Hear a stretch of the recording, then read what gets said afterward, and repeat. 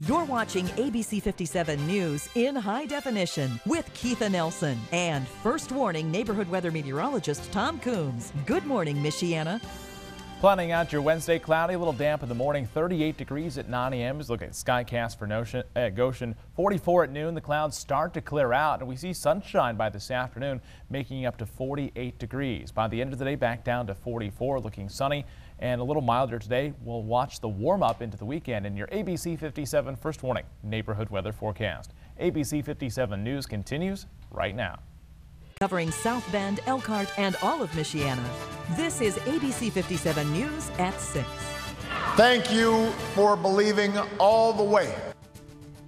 It's 4 more years for President Barack Obama. Overnight, he secured a second term as the President of the United States.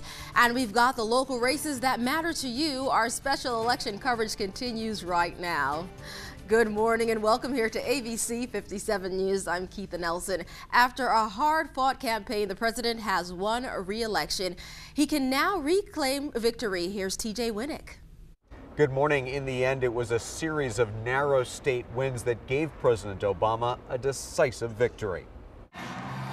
President Barack Obama won a second term Tuesday after a race that was primarily fought in just a handful of battleground states. You, the American people, reminded us that while our road has been hard, while our journey has been long, we have picked ourselves up. We have fought our way back. And we know in our hearts that for the United States of America, the best is yet to come. Florida is still too close to call, but even if Romney won the state, Obama still handily beats him in the Electoral College vote. The popular vote will likely be closer. And whether I earned your vote or not, I have listened to you. I have learned from you. And you've made me a better president. Obama beat Republican challenger Mitt Romney after nabbing almost every one of the 12 crucial battleground states. Around 1 a.m. Eastern, Romney spoke to supporters in Boston to let them know he had made a concession call to the president. I have just called President Obama to congratulate him on his victory. His supporters and his campaign also deserve congratulations. The former Massachusetts governor said it was time to put aside partisan bickering and work together for the good of the country. This is a time of great challenges for America, and I pray that the president will be successful in guiding our nation. The newly re-elected president spent the night here in Chicago. He has no public events scheduled for today. He and the first family return to the White House, where they will spend 4 more years at 5:30 this afternoon. Reporting live in Chicago this morning, TJ Winnick, ABC News. Now back to you. All right, let's get a quick check of your forecast now before you head out to work. Here's ABC 57 First Warning neighborhood meteorologist Tom Coombs. Hey, Tom. Good morning, Keitha. This morning we are tracking a little bit of that light rain and drizzle across the area. It's still hanging on, but starting to fade. But you might notice a few raindrops still on your windshield as you walk out to your car or make your way to work. Here's a 1-hour loop with ABC 57 First Warning live off the radar, and you see that rain becoming less and less across the area as it continues to wrap up this morning. We'll put a stop on this. I'll show you where at least there still is a little bit of light drizzle moving back into St. Joseph County right now, into the South Bend metro area, south side of South Bend, south side of Mishawaka, and mostly across southeastern St. Joseph County. But there is a little light drizzle out there, Mishawaka, Osceola, South Bend, even the Roseland area as you make your way into work. Temperatures are milder than the past couple of mornings. We're in the 30s. So no frost on the windshield. The warm-up starts today. We'll track that into the weekend coming up in your ABC 57 First Warning neighborhood weather forecast. Keitha? Thanks for that, Tom. And new this morning, overnight, ABC 57 Eric Stelzer hit the streets to see what people in Michiana think about the presidential election. You see, right here in Indiana, Mitt Romney won its electoral votes, but that was not enough to carry him to the presidency. Let's turn to Eric now. He's live at the County City Building in downtown South Bend, where people were there. They spent the day voting yesterday. Yeah, Keith, it was pretty quiet here this morning, but of course very noisy here yesterday. People coming out to vote. Now, overnight, I actually bumped into an airman, 2 members of the Marines, and a member of the Army over at that IHOP in Mishawaka. Now, they told me that although they didn't vote for Barack Obama this year, they were actually Mitt Romney supporters. They will continue to honor him as their commander-in-chief. I made it, first shot.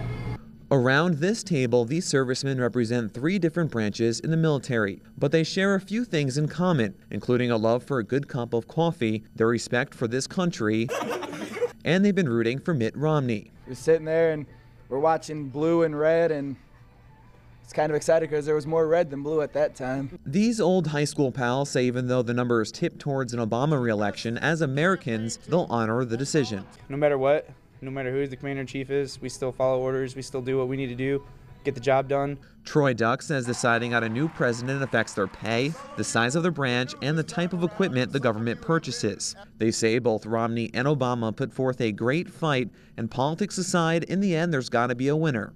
And they're hopeful the real victors are the American people. You got to respect the fact of what happens and how things work, and just understand that you got to keep going.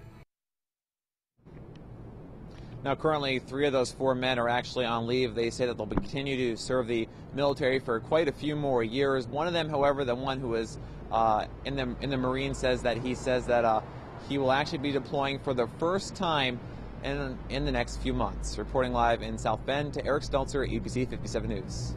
Republican Mike Pence will be Indiana's next governor. Pence, a 6-term U.S. congressman, defeated Democrat John Gregg and Libertarian Rupert Boneham in Tuesday's election. Pence succeeds Republican Governor Mitch Daniels, who by state law can't seek a 3rd term. Now to a major win for Hoosier Democrats. The party scooped up a seat in the U.S. Senate, with Democrat Joe Donnelly beating Republican Richard Murdoch. The race was a closely watched one after Murdoch made controversial comments about rape during a televised debate. Donnelly gave his victory speech in Indianapolis, touting what he calls his Hoosier common sense. We think the most important thing is Hoosier common sense going to Washington, D.C. Murdoch gave his concession speech shortly after Donnelly spoke. I will look back, knowing that I was attacked for standing for my principles. Though I was attacked for it as well, make no mistake, I stand that all life is precious in the eyes of God. While poll results are still trickling in from some significant races, the Democratic wins will make it impossible for Republicans to regain control of the chamber. The Senate has been in the hands of the Democrats since 2006.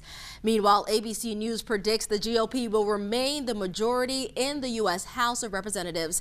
This comes just 2 years after Republicans took control of the House in the 2010 midterm elections. Democrats needed to pick up 25 Republican seats to regain control. John Boehner of Ohio is the current House Speaker. This morning, supporters of Jackie Walorski are still reeling with excitement. Overnight, she took away the 2nd House District seat over Brendan Mullen. All night, ABC 57's Jillian Mahan followed the closely contested race. She reports from Elkhart. Well, it was a roller coaster ride of emotions here at the Jackie Walorski camp all night. But in the end, the crowds were all smiles. A packed room chanted for Walorski's victory speech as the official results were finally tallied. This has been an unbelievable journey. It's been an unbelievably long night tonight. I want to thank all you that hung out with us here. Through the course of the night, the emotions were up and down as the race between Walorski and her opponent, Brendan Mullen, was neck and neck for the majority of the evening. But as the final ballots were counted, Walorski supporters rejoiced and celebrated another Republican victory in the Hoosier state. I'm honored and humbled to be the congressman-elect. But, ladies and gentlemen, it's your seat. Congratulations on your victory. When we talked to Jackie Walorski earlier in the evening, she had said she was ready to get to work the very next day, and it looks as though she will be doing just that. From Elkhart, Jillian Mahan, ABC 57 News. Your time is 6:09 and it's 37 degrees outside. Although it's smaller than Sandy, a new storm is brewing. It's threatening to hit the already battered East Coast. Just when I thought I was going to start to get some more sleep, we're going to get the nor'easter. Straight ahead, we're tracking the looming nor'easter storm. Plus, we're only days away from Notre Dame football's next matchup. They're taking on Boston College. Up next, a look ahead. A damp start this morning, still tracking a little bit of light drizzle on ABC 57 First Warning Live Doppler radar. We'll talk about things clearing out in your ABC 57 First Warning neighborhood weather forecast. Now, more election results.